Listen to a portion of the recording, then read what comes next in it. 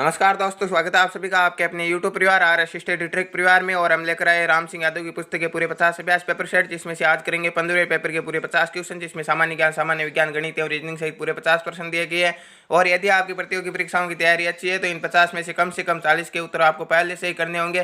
साथ ही इन सभी वीडियो की PDF फाइल प्राप्त करना चाहते हो तो आज ही हमारे टेलीग्राम चैनल को ज्वाइन कर लीजिए, जिसका लिंक नीचे डिस्क्रिप्शन में दिया गया है। और हमारे चैनल को सब्सक्राइब कर नोटिफिकेशन बेल को ऑन कर लीजिए ताकि आने वाले वीडियो की पल पल की अपडेट आप तक पहुंचती रहे। तो चलते हैं पहले क्वेश्चन की ओर। आज का जीके का पहला क्वेश्चन आपके स्क्रीन पर दिया गया है कि लंदन कहां पर स्थित है, इंग्लैंड, फ्रांस, जर्मनी या रूस। तो लंदन कहां पर स्थित है? लंदन आपके इंग्लैंड की राजधानी, यहाँ पर ऑप्शन नंबर ए राइट होगा। और लंदन किस नदी के किनारे स्थित है यह पूछा जाए तो लंदन किस नदी के किनारे स्थित है? टेम्स नदी के किनारे स्थित है। इसके अलावा यहाँ पर ऑप्शन में फ्रांस दिया गया है, तो फ्रांस की राजधानी क्या होगी? पेरिस होगी। जर्मनी की बर्लिन। और रूस की राजधानी क्या है? मॉस्को है। नेक्स्ट क्वेश्चन है, पानीपत की दूसरी लड़ाई किस किस के बीच में हुई थी? अकबर और हेमू के बीच, हुमायूं और राणा सांगा के बीच, महाराणा प्रताप और अकबर के बीच, या बाबर और महाराणा सांगा के मध्य। तो किन किन के मध्य हुआ था पानीपत का दूसरा युद्ध? पानीपत का दूसरा युद्ध आपका 1556 में कब हुआ था? 1556 में अकबर और हेमू के मध्य हुआ था। यहाँ पर ऑप्शन नंबर ए राइट होगा। इस युद्ध में अकबर का मुख्य सेनापति बैराम खान था और हेमू दिल्ली की गद्दी पर बैठने वाला अंतिम हिंदू राजा था। इसके अलावा हेमू विक्रमादित्य की उपाधि धारण करने वाला 14वां राजा था। यहाँ पर हुमायूं और राणा सांगा के मध्य कोई युद्ध नहीं हुआ था। महाराणा प्रताप और अकबर के मध्य अनेक युद्ध हुए थे, जिनमें से 1576 और 1582 के क्रमशः हल्दी घाटी का युद्ध और दिवेर का युद्ध प्रसिद्ध है। इसके अलावा बाबर और महाराणा सांगा के मध्य 2 युद्ध हुए थे, 1527 में क्रमशः बयाना का युद्ध और खानवा का युद्ध। नेक्स्ट क्वेश्चन है, 1965 में किस किस के बीच युद्ध हुआ था? भारत और पाकिस्तान के बीच, भारत और चीन के बीच, भारत और बांग्लादेश, या फिर बांग्लादेश और पाकिस्तान के मध्य। तो किन किन के मध्य हुआ था 1965 का युद्ध? भारत और पाकिस्तान के मध्य हुआ था। ऑप्शन नंबर ए राइट होगा। एक सींग वाले गैंडे के लिए प्रसिद्ध उद्यान कौन सा? काजीरंगा राष्ट्रीय उद्यान, नंदा देवी नेशनल पार्क, मानस नेशनल पार्क, या जिम कॉर्बेट नेशनल पार्क। तो कौन सा राष्ट्रीय उद्यान ऐसा जो एक सींग वाले गैंडे के लिए प्रसिद्ध है? तो यहाँ पर ऑप्शन नंबर ए राइट होगा। काजीरंगा राष्ट्रीय उद्यान एक सींग वाले गैंडे के लिए प्रसिद्ध है। और ये किस राज्य में स्थित है? तो यह आपके असम में स्थित है। इसके अलावा मानस नेशनल पार्क भी असम में स्थित है। और यहाँ पर नंदा देवी नेशनल पार्क और जिम कॉर्बेट नेशनल पार्क, ये दोनों किस राज्य में स्थित है? यह आपके उत्तराखंड में स्थित है। नेक्स्ट क्वेश्चन है, भारत का सर्वोच्च सेनापति कौन होता है? राष्ट्रपति, प्रधानमंत्री, थल सेनाध्यक्ष, या लोकसभा अध्यक्ष। तो भारत में तीनों सेनाओं का सर्वोच्च सेनापति कौन होगा? ऑप्शन नंबर ए राइट होगा, राष्ट्रपति होता है। इसके अलावा भारत का प्रथम नागरिक भी राष्ट्रपति होता है। नेक्स्ट क्वेश्चन है, मेजर पद किस में होता है? नेवी, एयरफोर्स, थल सेना, या इनमें से कोई नहीं। तो मेजर पद किस में होता है? आर्मी में होता है। यहाँ पर ऑप्शन नंबर सी राइट होगा, थल सेना। सौरमंडल का सबसे चमकीला ग्रह कौन सा? शुक्र, बुध, शनि, या मंगल। तो कौन सा ग्रह सबसे चमकीला है? ऑप्शन नंबर ए राइट होगा, शुक्र ग्रह सबसे चमकीला ग्रह है, जिसे भोर का तारा या सांझ का तारा भी कहते हैं। थल सेनाध्यक्ष कौन है? R N Thapar, P N Raina, V K Singh, या इनमें से कोई नहीं। तो वर्तमान में थल सेना अध्यक्ष कौन है? मनोज मुकुंद नरवाने। तो यहाँ पर किसी भी ऑप्शन में नहीं दिया गया, तो ऑप्शन नंबर डी राइट होगा, इनमें से कोई नहीं। माराडोना कौन से देश का एक प्रसिद्ध खिलाड़ी है? ब्राजील, इटली, स्पेन, या अर्जेंटीना। तो माराडोना किस देश के प्रसिद्ध खिलाड़ी है? ऑप्शन नंबर डी राइट होगा, अर्जेंटीना के एक फेमस खिलाड़ी है। कथकली कहाँ का नृत्य है? केरल, गुजरात, उत्तराखंड, या पंजाब। तो कथकली किस राज्य का प्रसिद्ध नृत्य है? ऑप्शन नंबर ए राइट होगा, केरल का प्रसिद्ध नृत्य है। आर के लक्ष्मण किससे संबंधित है? जल सेना, वायुसेना, साहित्य, या कार्टूनिस्ट। तो आर के लक्ष्मण क्या है? ये कार्टूनिस्ट है। ऑप्शन नंबर डी राइट होगा। अरिहंत क्या है? लड़ाकू विमान, पनडुब्बी, टैंक, या जलयान। तो क्या है अरिहंत? एक पनडुब्बी है। ऑप्शन नंबर बी राइट होगा। नेक्स्ट क्वेश्चन है, राज्य सरकार की विधानसभा का मुखिया कौन होता है? मुख्यमंत्री, राज्यपाल, प्रधानमंत्री, या राष्ट्रपति। तो इस क्वेश्चन का ऑप्शन नंबर ए राइट होगा। विधानसभा का मुखिया कौन होता है? मुख्यमंत्री होता है। जिस प्रकार लोकसभा का नेता कौन होता है? प्रधानमंत्री होता है। विवेकानंद ने किसकी स्थापना की थी? रामकृष्ण मिशन, आर्य समाज, ब्रह्म समाज, या इनमें से कोई नहीं। तो विवेकानंद ने किसकी स्थापना की थी? ऑप्शन नंबर ए राइट होगा, रामकृष्ण मिशन की। इसके अलावा यहाँ पर ऑप्शन में आर्य समाज दिया गया। आर्य समाज की स्थापना स्वामी दयानंद सरस्वती ने की थी और ब्रह्म समाज की स्थापना राजा राम मोहन राय ने की थी।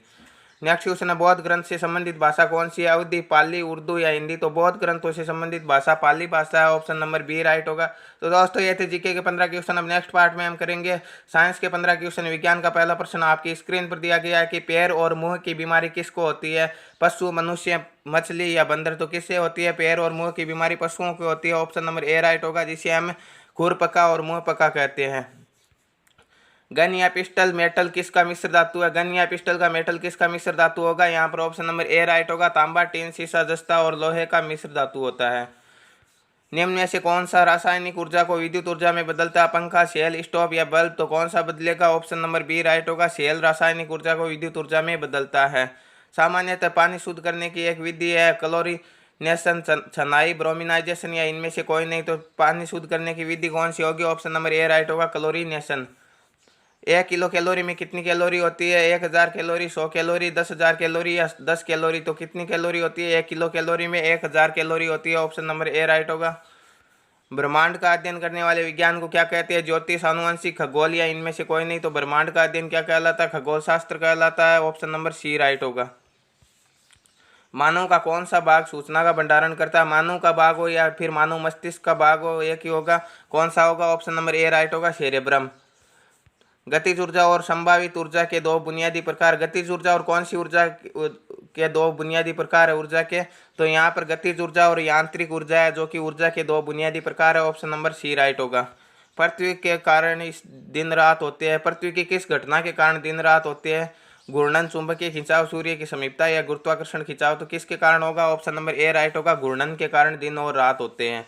हृदय में रक्त के पंपिंग की खोज किसने की थी? विलियम हार्वे, मॉर्गन, मोजले या इनमें से कोई नहीं। तो किसने की थी हृदय में पंपिंग की खोज? विलियम हार्वे ने की थी। ऑप्शन नंबर ए राइट होगा।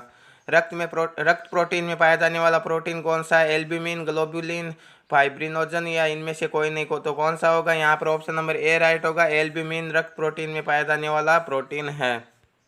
1 नैनोमीटर में कितने मीटर होते हैं? 1 नैनोमीटर में कितने मीटर होते हैं? 10⁻⁻6 मीटर, 10⁻⁻9 मीटर, 10⁻⁻10 मीटर या 10⁻⁻12 मीटर? तो कितने मीटर होते हैं? ऑप्शन नंबर बी राइट होगा, 10⁻⁻9 मीटर होते हैं 1 नैनोमीटर में। एक व्यक्ति वृत्ताकार मार्ग में चक्कर लगा रहा तो कौन सा बल अनुभव करेगा? स्वास्थ्य बल, गुरुत्वाकर्षण बल, अपकेंद्रीय बल या अभिकेंद्रीय बल? तो कौन सा बल अनुभव करेगा? जब वृत्ताकार चक्कर में चक्कर लगा रहा तो वो अभिकेंद्रीय बल अनुभव करेगा। ऑप्शन नंबर डी राइट होगा। 0 डिग्री केल्विन पर डिग्री सेल्सियस का मान क्या होगा? 0 डिग्री केल्विन पर डिग्री सेल्सियस का मान हमेशा -273 डिग्री सेल्सियस होगा। ऑप्शन नंबर डी राइट होगा इसका। नेक्स्ट क्वेश्चन है, हंसाने वाली गैस कौन सी है? NO2, N2 और NO या N3O? तो कौन सी होगी? हंसाने वाली गैस का रासायनिक नाम है नाइट्रस ऑक्साइड, जिसका सूत्र क्या होगा? N2O। Option number B right होगा। तो यह थे साइंस के 15 क्वेश्चन। अब नेक्स्ट पार्ट में हम करेंगे गणित के 15 क्वेश्चन। गणित का पहला प्रश्न आपकी स्क्रीन पर दिया गया कि 200 एवं 300 के मध्य ऐसे कितने अंक होंगे जिन्हें 13 से विभाजित किया जा सके। ठीक है, तो सर्वप्रथम हमें क्या करना है, इनका अंतर देखना। 200 और 300 का अंतर कितना होगा? 100 का होगा। ठीक है, अब इस अंतर में 13 का भाग देना और जितना है उसमें 1 जोड़ देना। ठीक है, 100 में 13 का भाग देंगे तो कितनी बार जाएगा? 100 में 13 का भाग जाएगा। 13 सत्य कितने होते हैं? 91, 13 अट्ठे 104, 104 तो ज़्यादा हो जाएगा तो 7 बार जाएगा। और साथ में हमें क्या करना है? 1 जोड़ना। 7 और 1 कितने होंगे? 8। तो 200 और 300 के मध्य 8 ऐसी संख्याएं हैं जिन्हें हम 13 से विभाजित कर सकते हैं। तो ऑप्शन नंबर सी राइट होगा, 8 होगा। नेक्स्ट क्वेश्चन है, एक रोम्बस का क्षेत्रफल निकाले जिसके कारण 16 मीटर और 18 मीटर हो। ठीक है, अब रोम्बस क्या होता है? रोम्बस होता है आपका समचतुर्भुज। ठीक है, समचतुर्भुज को इंग्लिश में रोम्बस कहते हैं। ठीक है, तो समचतुर्भुज के क्षेत्रफल का सूत्र क्या होता है? 1/2 इंटू विकर्णों का गुणनफल। ठीक है, तो 1/2 इंटू विकर्णों का गुणनफल। विकर्ण कितने हैं? 16 और 18। तो 16 को 18 से गुणा करवाना। ठीक है, 2 से 16 को काट देंगे, कितनी बार काटेंगे? 8 बार। और 18 को 8 से गुणा करेंगे कितना होगा? 18 8 कितने होते हैं? 144। ऑप्शन नंबर सी राइट होगा। नेक्स्ट क्वेश्चन है, एक घास के मैदान में एक घोड़ा 28 मीटर लंबी रस्सी से बंधा हुआ है, बताइए वह कितने मैदान की घास चर सकता है? ठीक है, घास का मैदान में एक घोड़ा बंधा हुआ है, ये घास का मैदान है, यहाँ पर एक घोड़ा बंधा हुआ है, ये लंबाई है 28 मीटर। ठीक है, अब वो घोड़ा कितना घास चरेगा? वो इधर से पूरा इस जितनी दूर में ये रस्सी जाएगी इस प्रकार ये पूरा घास चर सकता है। ठीक है, तो ये क्या हो गया? एक वर्त हो गया। और इसकी ये त्रिज्या कितनी हो गई? जितनी रस्सी की लंबाई 28 मीटर है। ठीक है, तो वर्त का क्षेत्रफल ज्ञात करना है हमें। वर्त के क्षेत्रफल का सूत्र क्या होता है? पाई आर स्क्वायर। पाई का मान कितना होगा? 22/7 इंटू आर कितनी हो गई? 28 हो गई। तो 22/7 इंटू 28 इंटू 28। ठीक है, 7 से 28 को काटेंगे कितनी बार? 4 बार। और 28 को 4 से गुणा करेंगे तो कितना आएगा? 8 चौके 32 और 4 2 8 और 1 3 11 112 आएगा। ठीक है, 112 को गुणा करना है 22 से। किस प्रकार करेंगे? 22 को 2 से गुणा किया 44, 22 को 22 से कम 22 और 4 कितने होंगे? 26, 22 और 2 कितने होंगे? 24। तो 2464 वर्ग मीटर का घास चर सकता है। ऑप्शन नंबर बी राइट होगा यहाँ पर। नेक्स्ट क्वेश्चन है, कितने समय में कोई धन अपने से 3 गुना हो जाएगा यदि साधारण ब्याज की दर 10% प्रति सैकड़ा प्रति वर्ष हो? तो तो साधारण ब्याज जब 2 गुना 4 गुना या 10 गुना जितना भी हो उसके लिए एक सूत्र बताया था पहले भी, क्या होगा n-1/r इंटू क्या बताया था 100। ठीक है, यहाँ पर n क्या होगा, n होगा आपका जितना गुणा दिया गया, 3 गुना 10 गुना 5 गुना। तो हमारे पास कितना दिया गया, 3 गुना दिया गया, तो 3-1/r क्या होगी, उसकी रेट होगी, उसकी दर होगी। दर कितनी दी गई है, 10 दी गई है, इंटू करना हमें गुणा करना 100 से। ठीक है, अब यहाँ पर सरल कर लेंगे, 2 जीरो से 2 जीरो कट जाएंगे, 3 में से 2 घटाएंगे तो 1 हो जाएगा। तो कितना बचा, 2 इंटू यहाँ पर बचा 10। ठीक है, 2 को 10 से गुणा करवाएंगे कितना आएगा, 20। तो 20 वर्ष में वो धन क्या हो जाएगा, 3 गुना हो जाएगा 10% की दर से। नेक्स्ट क्वेश्चन है, एक फौज में 6% सैनिक लड़ाई में जख्मी हो गए, फिर भी 282 सैनिक अभी भी स्वस्थ है। तो बताओ लड़ाई में कितने सैनिक जख्मी हुए। तो ये 282 सैनिक ये कितने प्रतिशत है, कुल संख्या हमारे पास हमेशा 100% होती है, जिसमें से 6% जख्मी हो गए, कितने बचे, 94%। तो ये 282 सैनिक जो स्वस्थ है वो कितने प्रतिशत है, 94% है। अब हमें ज्ञात करना है 282/94। ठीक है, इतना तो है। अब हमसे यदि वो कुल संख्या पूछता तो हम क्या करते हैं, 100 से गुणा करवाते, क्योंकि कुल संख्या हमेशा 100% हो रही है। परंतु हमसे पूछ रहे हैं कि कितने सैनिक जख्मी हुए, जख्मी सैनिक कितने, 6% है, तो इसे 6 से गुणा करवा देंगे। ठीक है, इसे 2 से काट लेंगे कितनी बार, 1 4 1 141 बार, और इसे 2 से कितनी बार काटेंगे, 47 बार।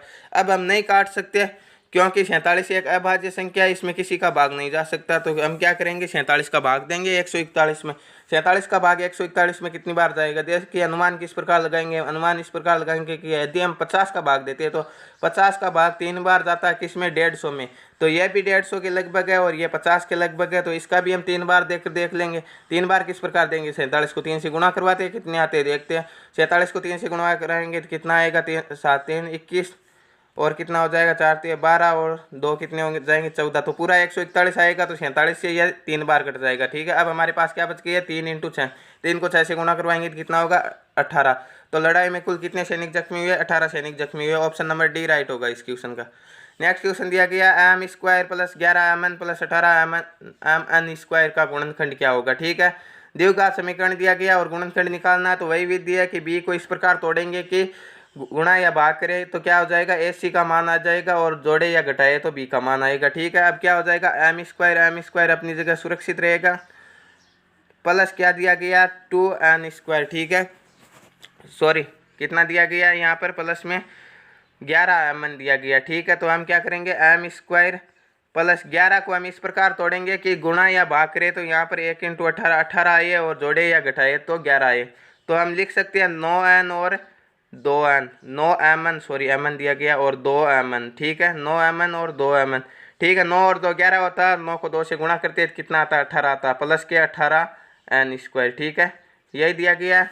तो यहाँ पर क्या कॉमन आ रहा है, यहाँ पर m कॉमन आ रहा है, क्योंकि m इसमें भी है m इसमें भी है, तो m कॉमन ले लिया हमने। ठीक है, अब m² में m का भाग देंगे तो कितना बचेगा, 1 m बचेगा। ठीक है, प्लस के इस m से m कट जाएगा तो कितना बचेगा, 9n बचेगा। ठीक है, एक समीकरण तो ये आ गया।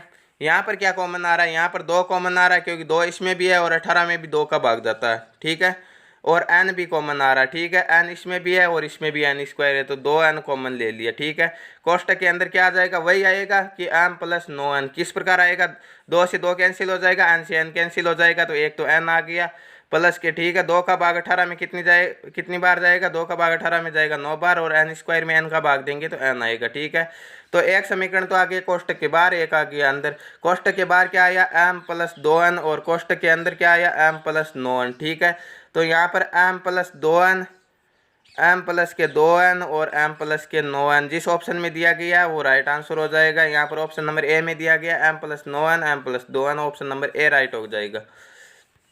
नेक्स्ट क्वेश्चन है, यदि ए बी सी 3 गुल्लक है तो a - b संघ समुच्चय C क्या होगा। ठीक है, इस चिन्ह को हम क्या कहेंगे, संघ समुच्चय कहते हैं, और जो इस प्रकार का निशान होता है उसे हम कहते हैं सर्वनिष्ठ। तो यहाँ पर देखिए ए दोनों में उभयनिष्ठ का काम कर रहा है। ठीक है, बी में भी और सी में भी, और जहाँ पर भी उभयनिष्ठ हो वहाँ पर क्या होता है, हमेशा सर्वनिष्ठ समुच्चय होता है। ठीक है, सर्वनिष्ठ समुच्चय होगा तो यहाँ पर क्या हो जाएगा, a - c और a - b और a - c। ठीक है, बीच में हो जाएगा सर्वनिष्ठ। ठीक है, a - b और a - c सर्वनिष्ठ होगा, तो ऑप्शन नंबर बी राइट होगा। नेक्स्ट क्वेश्चन दिया गया, पहले n प्राकृतिक संख्याओं के वर्गों का योग जानने का सूत्र क्या होगा। ठीक है, n प्राकृतिक संख्याओं का योग सीधा पूछता था, हम क्या लिखते हैं n इंटू एन प्लस 1/2, परंतु n प्राकृतिक संख्याओं के वर्गों का योग क्या होता है n इंटू एन प्लस 1, फिर हो जाएगा 2n प्लस 1/6। ठीक है, n into N plus 1 2n plus 1/6, option number C right होगा यहाँ पर।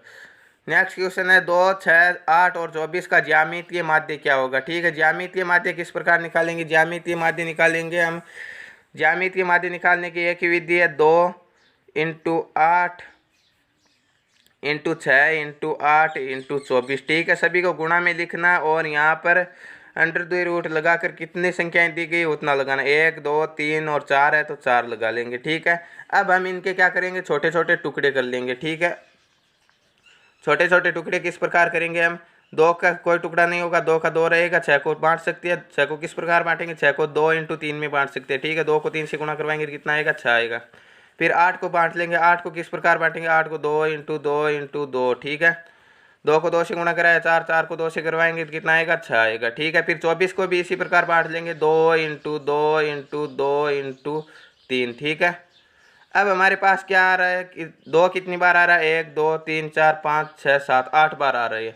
ठीक है, तो 2 के तो हम क्या कर सकते हैं, 2 का तो हम बार ले सकते हैं, क्योंकि यहाँ पर 4 दिए गए है तो 4 4 के 2 जोड़े बन जाएंगे, 8 बार आ रहे हैं। परंतु यहाँ पर हमारे पास आ रहे हैं 3, केवल 2 ही बार आ रही है। ठीक है, तो इसे बाहर नहीं ले सकते, तो हम क्या करेंगे, केवल 2 2 के जोड़े बनाकर अंडर रूट में निकाल देंगे। ठीक है, इस 4 की जगह यहाँ पर 2 हो जाएगा और अंदर से 2 2 के जोड़े निकाल लेंगे। किस प्रकार, 2 8 बार आ जाएंगे, आ रही है तो 2 2 के कितने जोड़े हो जाएंगे, 4 जोड़े हो जाएंगे, और 3 का कितना हो जाएगा, 1 हो जाएगा, और 2 2 के कितने जोड़े हो जाएंगे, 1 2 3 और 4। ठीक है, 2 8 बार आ रहा, और 3 के कितने 1 जोड़े हो जाएंगे, क्योंकि 1 ही जोड़ा, और अंडर रूट लगा देंगे। ठीक है, क्योंकि अब हमें 4 नहीं लगाना, केवल 2 ही लगाना। ठीक है, तो अंडर रूट में 2 लगाओ या नहीं लगाओ कोई फर्क नहीं पड़ेगा। ठीक है, अब क्या करेंगे, हम इन सभी को गुणा करवा देते हैं। 2 को 2 से गुणा करवाया 4, 4 को 2 से किया 8, 8 को 2 से 16, 16 को 3 से गुणा करवाएंगे तो कितना आएगा, 48। तो अंडर रूट 48 इसका ज्यामितीय माध्य होगा, ऑप्शन नंबर ए राइट होगा। नेक्स्ट क्वेश्चन है sine theta plus cos theta का अधिकतम मान कितना होगा। साइन थीटा और कॉस थीटा का अधिकतम मान हमेशा 1 होता है, ऑप्शन नंबर बी राइट होगा इसका। राम की उम्र उसके पिता की उम्र से 1/3 है, दोनों की उम्र का योग 60 वर्ष है, तो राम की उम्र क्या। दिए गए प्रश्न में क्या कहने की कोशिश कर रहा है कि यदि राम की उम्र 1 है तो उसके पिता की उम्र कितनी होगी, 3 होगी। यही अनुपात होगा कि राम की उम्र उसके पिता की उम्र का 1/3 है। ठीक है, अब क्या बोल रहा है कि दोनों की उम्र का योग 60 है, तो इसका अनुपात क्या आ गया, 1/3, और योग कितना 60 है, तो अनुपातों का योग कितना होगा, 1 और 3 4 होगा, बराबर कितने 60, 4 बराबर 60 है, तो 1 बराबर कितना होगा, 60 में 4 का भाग देंगे कितना आएगा, 15 चौके 60, 1 बराबर 15 है, तो 3 बराबर कितना हो जाएगा, 3 को 15 से गुणा करवाएंगे तो 45। तो राम की उम्र कितनी हो जाएगी, 15, और पिता की कितनी हो जाएगी, 45। ठीक है, 45 में 3 का भाग देते हैं तो भी 15 आता है, और 15 को 3 से गुणा करते हैं तो भी 45 आ रहा है, तो ऑप्शन नंबर बी राइट होगा, राम की उम्र होगी 15 वर्ष। नेक्स्ट क्वेश्चन है 6x² प्लस के 13x प्लस 5 के गुणनखंड क्या होंगे। ठीक है, तो 6x² प्लस के 13x प्लस के 5 का गुणनखंड करना है। ठीक है, 5x है या 15x है, 5x है। ठीक है, 5x का गुणनखंड करना है, तो गुणनखंड द्विघाती समीकरण का उसी प्रकार करेंगे कि इस 13 को इस प्रकार बांटेंगे कि गुणा करें तो कितना आना चाहिए, 6 और 5 का गुणनफल कितना होगा, 30 आना चाहिए, जोड़े या घटाए कितना आना चाहिए, हमारे पास आना चाहिए यहाँ पर 13 आना चाहिए। ठीक है, तो किस प्रकार लिखेंगे, 6x² है, यहाँ पर सुरक्षित है, 6x², 13 को तोड़ देंगे 10x और 3x में तोड़ सकते हैं, 10x प्लस के 3x। ठीक है, 10 और 3 कितने होते हैं, 13 होते हैं, प्लस के 5। ठीक है, अब हमें क्या करना है, यहाँ पर क्या कॉमन आ रहा है, यहाँ पर 2 कॉमन आ रहा है और x कॉमन आ रहा है, क्योंकि 2 का भाग 6 में भी जाता है, 10 में भी जाता है, x² इसमें है और x इसमें भी है, तो 2x कॉमन ले सकते हैं। ठीक है, तो 2 का भाग 6 में कितनी बार जाएगा, 3 बार, और x² में x का भाग जाएगा केवल x बार, प्लस के 2 का भाग 10 में कितनी बार जाता है, 5 बार, और x से x कैंसिल हो जाएगा, तो 3x प्लस के 5। यहाँ पर क्या कॉमन आ रहा है, यहाँ पर 3x प्लस के 5 लेने के लिए ये पूरा 3x प्लस 5 ही है, तो हमें क्या करना है, 1 ही कॉमन लेना पड़ेगा। ठीक है, 1 कॉमन लेंगे तो यहाँ पर कितना बच जाएगा, इसमें भाग देंगे 3x प्लस के 5। तो एक समीकरण कोष्टक के अंदर है और दूसरा बाहर वाला क्या, 2x प्लस के 1, और कोष्टक के अंदर वाला क्या, 3x प्लस के 5। 2x प्लस 1 और 3x प्लस 5 किस ऑप्शन में दिया गया, यहाँ पर या तो यहाँ पर मिस प्रिंटिंग है या इस ऑप्शन में मिस प्रिंटिंग है, परंतु यहाँ पर ऑप्शन नंबर सी राइट होगा। यहाँ पर मिस प्रिंटिंग है तो यहाँ पर माइनस दिया गया है, या तो पर्सन में या फिर इनमें, या दोनों जगह प्लस होगा। ठीक है, यहाँ माइनस होता तो ये दोनों माइनस के हो जाते और यहाँ प्लस होता तो ये दोनों प्लस के हो जाते। तो ऑप्शन नंबर सी राइट होगा इसमें। यदि 6, 8, 10 अक्ष और 7 का समांतर माध्य 8 हो तो अक्ष का मान क्या होगा। ठीक है, समांतर माध्य का सूत्र क्या होता है, राशियों का योग बटे राशियों की संख्या। तो योग कितना होगा, 6 + 8 + 10 + अक्ष प्लस के 7।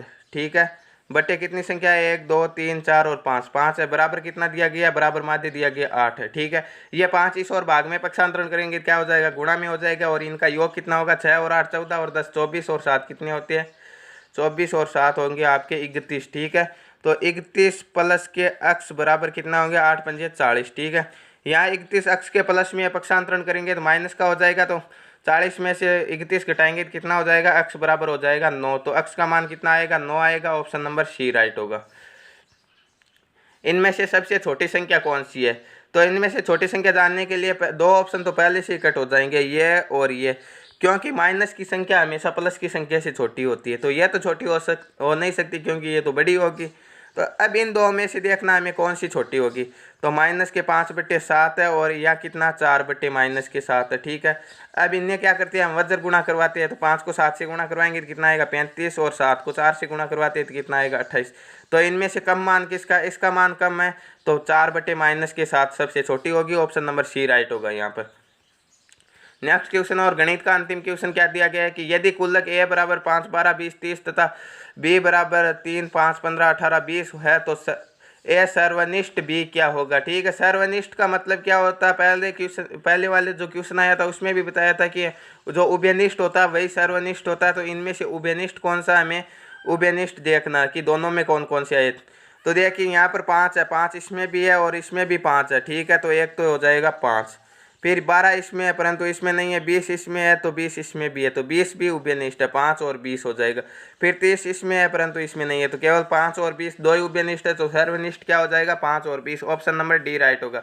तो यह थे गणित के 15 क्वेश्चन। अब नेक्स्ट और अंतिम पार्ट में हम करेंगे रीजनिंग के 5 क्वेश्चन। रीजनिंग के 5 अति महत्वपूर्ण क्वेश्चन में पहला क्वेश्चन दिया गया है आपका कि 26, 23, 20, 17, 14, 11 आगे की संख्या पूछ रहा। ठीक है, तो इनमें एक समान अंतर दिया गया और उसी के आधार पर हम आगे वाले निकालेंगे। तो 26 है, यहाँ 26 और 23 में कितना अंतर है, 3 का अंतर है कि 26 में से 3 घटाते तो 23 आता है। आगे वाले में देखते 23 में से 3 घटाते तो कितना आता है, 20 आता है। बिल्कुल सही है।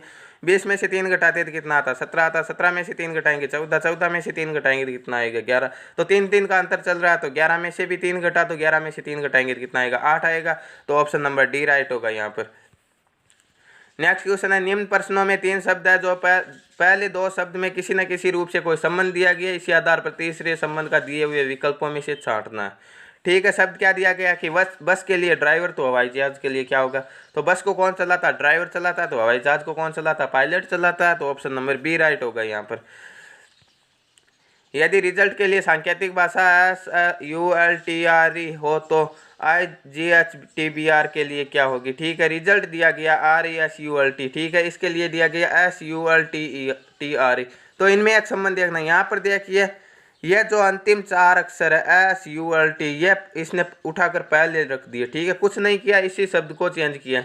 ठीक है, SULT, फिर प्रथम 2 रख दिए। तो आगे वाले में भी हम ऐसे ही कर देंगे कि जो अंतिम 4 दिए गए वो पहले लिख देंगे। यहाँ IGHTBR है तो इसमें अंतिम 4 HTBR पहले आ जाएगा। क्या आ जाएगा, HTB और R पहले आ जाएगा, फिर ये 2 आ जाएगा IG। तो ये जिस ऑप्शन में दिया गया है वो राइट आंसर हो जाएगा, HTBR IG, HTBR IG। Option number D right होगा यहाँ पर। नेक्स्ट क्वेश्चन है, प्रश्न में एक शब्द देकर आगे 4 अन्य शब्द दिए गए, इनमें से एक शब्द को अक्षरों द्वारा नहीं लिखा जा सकता, ये शब्द पहचाने। ठीक है, यह एक शब्द दिया गया और इनसे ही तोड़कर ये 4 शब्द बनाए गए, इनमें से अक्षर उठा कर। एक शब्द ऐसा है जिनमें से इनमें से अक्षर नहीं उठाए गए जिस शब्द में, तो वो शब्द हमें छांटना। यहाँ पर RAIN दिया गया, तो रेन दिया गया, तो R भी इसमें है, I भी इसमें है, N भी है और A भी है। ठीक है, सभी है, तो ये तो बना सकते हैं। नेक्स्ट है DRUM, तो D इसमें है, R है, U है, M है। ठीक है, ये भी दिया गया। ठीक है, TRAIN, T इसमें है, R भी है, I भी है, A भी है, N सभी है, तो ये तीनों तो बना सकते हैं। अब आगे वाला देखता है DRUK, इसमें D भी है, आर भी है, यू भी है, परंतु के नहीं है पूरे अक्षर में। तो यही एक अलग है क्योंकि इसमें के नहीं है परंतु शब्द में के दिया गया है। तो ऑप्शन नंबर डी राइट होगा यहाँ पर। नेक्स्ट और आज के पेपर का अंतिम क्वेश्चन है कि ब्लड रिलेशन से संबंधित क्वेश्चन दिया गया कि अरुण आनंद का भाई है, सुषमा आनंद की माँ, प्रकाश सुषमा का पिताजी है, मधु प्रकाश की माँ है।